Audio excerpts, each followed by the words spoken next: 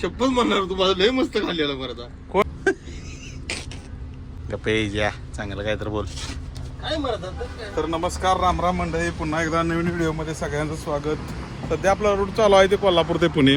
आज जरा व्हिडिओ बनवण्याचं कारण म्हणजे ब्लाइंड स्पॉट ज्याला आपण म्हणतो की ह्या चाकापासून ते बघा बरोबर इथंपर्यंत होतं. म्हणजे आपले जे ट्रक ड्रायव्हर असू देत किंवा बस ड्रायव्हर असू देत त्यांना ह्यो जो पॅसेज आहे एवढ्या पॅसेजमध्ये दिसत नाही.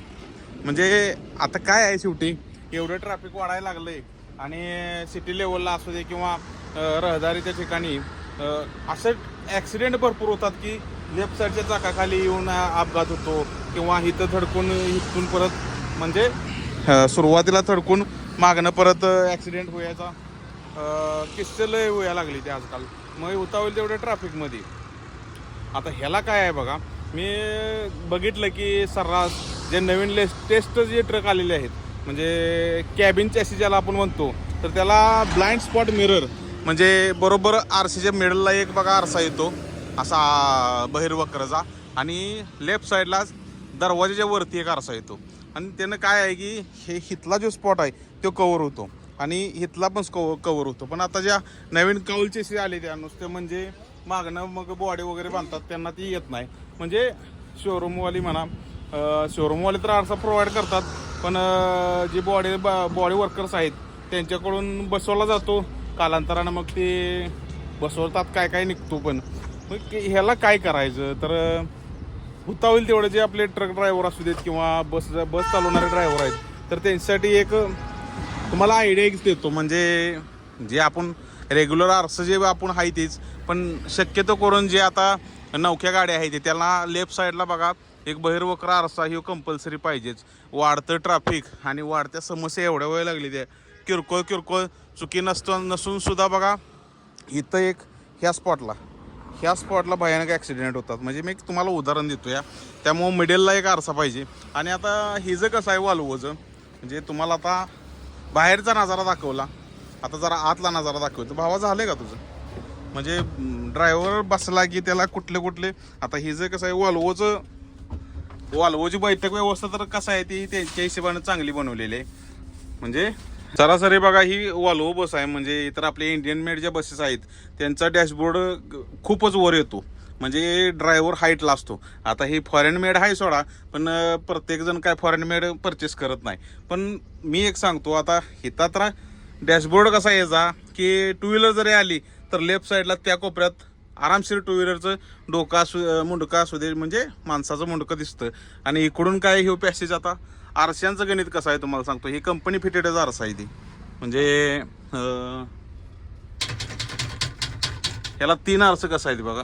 इथूनच आता बसलो तर कुठलं दिसतंय तुम्हाला एक झलक दाखवतो.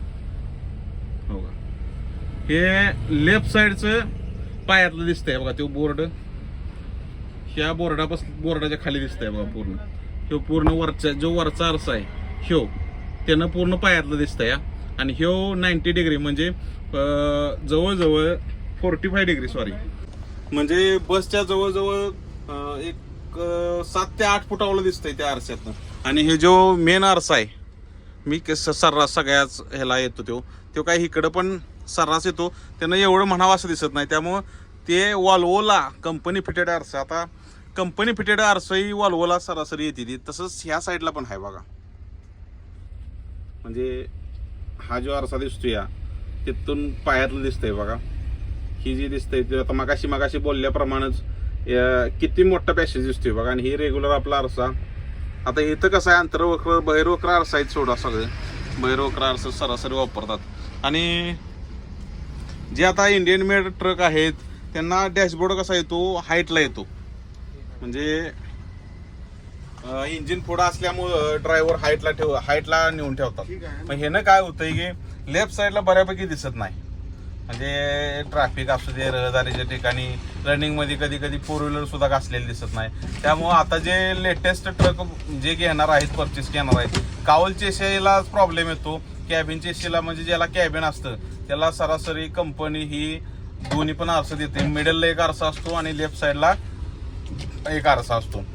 ही खबरदारी का बाळगा म्हणतोय माहिती आहे का म्हणजे जे आपले ड्रायव्हर बंधू आहेत जे ट्रक चालवतात बसेस चालवतात त्यांनी कंपल्सरी मालकांना असू दे किंवा प्रायव्हेट ओनर असू देत त्यांना की इथून पुढं लय मोठं गरजेचं आहे. एवढं ट्रॅफिक भयानक वाढायला लागले आणि होता होईल तेवढं टू व्हीलर जास्त ॲक्सिडेंट व्हायला लागले त्या म्हणजे ह्या दरम्यान. ह्यानं काय होतंय की परत ती मगजमारी मग ती लपडी मग ती केस वगैरे मारामारी ह्या विषय होण्यापेक्षा आपणच आपली जबाबदारी आणि खबरदारी जर का बाळगली तर ॲक्सिडेंटचं प्रमाण मला तर वाटतंय कमी होईल. आजकाल बघतोया भयानक आणि भयानकरित्या काय पाहिजे तुला फडकं बघतोय की छोटे छोटे शॉर्ट्स आहे ती हे ऍक्सिडेंट भरपूर व्हायला लागली ती. तर हे त्याचं मुख्य कारण आहे की आरशाचं किती महत्व असतं. म्हणजे ड्रायव्हिंग करताना आम्हाला अनुभव येतोयच तोच अनुभव म्हटलं सगळ्यांसोबत शेअर करावा.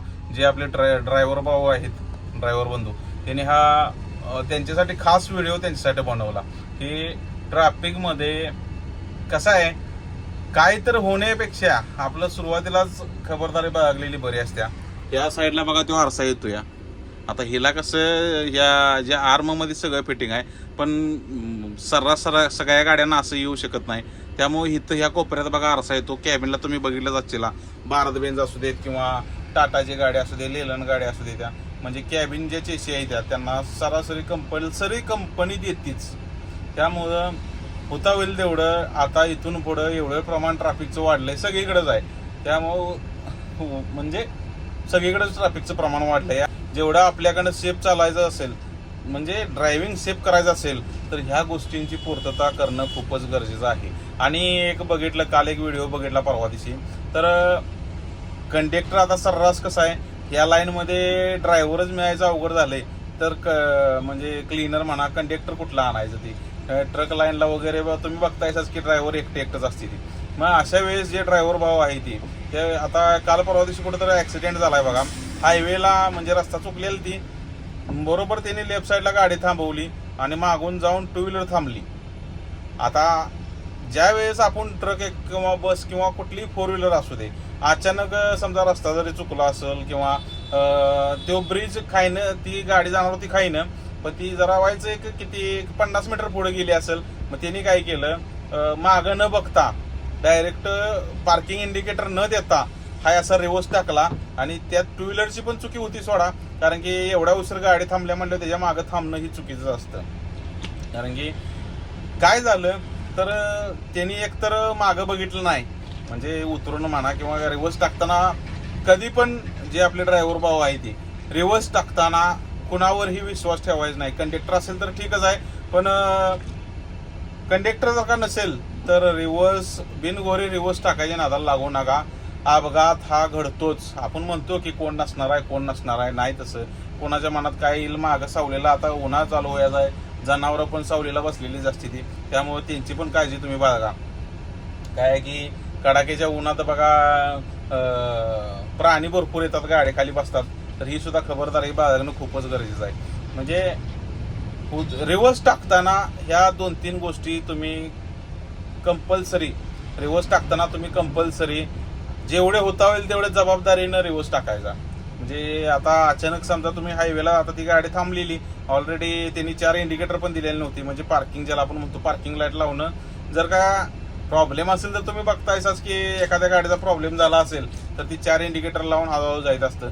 तसंच समजा आता रिव्हर्स घ्यायचा असेल तर 4 इंडिकेटर टाकल्याशिवाय होता होईल तेवढं हायवेला असू दे नाही कुठेही इतर कुठल्याही रस्त्याला असू दे तर 4 इंडिकेटर दिल्याशिवाय रिव्हर्स टाकायचा नाही. आणि सोबत जर का कंडक्टर असेल तर कंडक्टरच्या विश्वासावर गाडी रिव्हर्स घ्यायची. जोपर्यंत कंडक्टर मागं जात नाही तोपर्यंत रिव्हर्स टाकायचा नाही. अशा गोष्टी अनेक माझ्या बाबतीत सुद्धा झाले पण मी काय करतो रिस्क घ्यायच्या नादाला लागत नाही.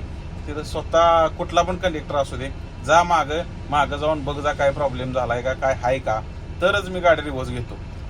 किती रान मोकळा असू दे किंवा रस्ता मोकळा असू दे काय गोष्टी ह्या अशा घडतात की ते भोगा येतात परत. त्यापेक्षा आपलं होता होईल तेवढं काळजी घ्या रस्त्याला आणि ड्रायव्हिंग व्यवस्थित करा.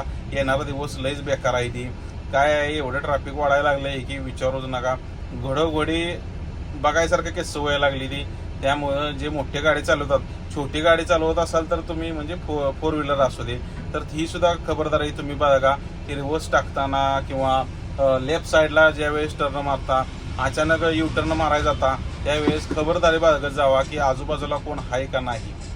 असे ॲक्सिडेंट भरपूर व्हायला लागली. ती काय आहे उगाच कुणाच तर खापर कोणाच तर नशिबाला यायचं तसे लई प्रकार व्हायला लागले. त्यामुळं होता होईल तेवढे खबरदारी बाळगा.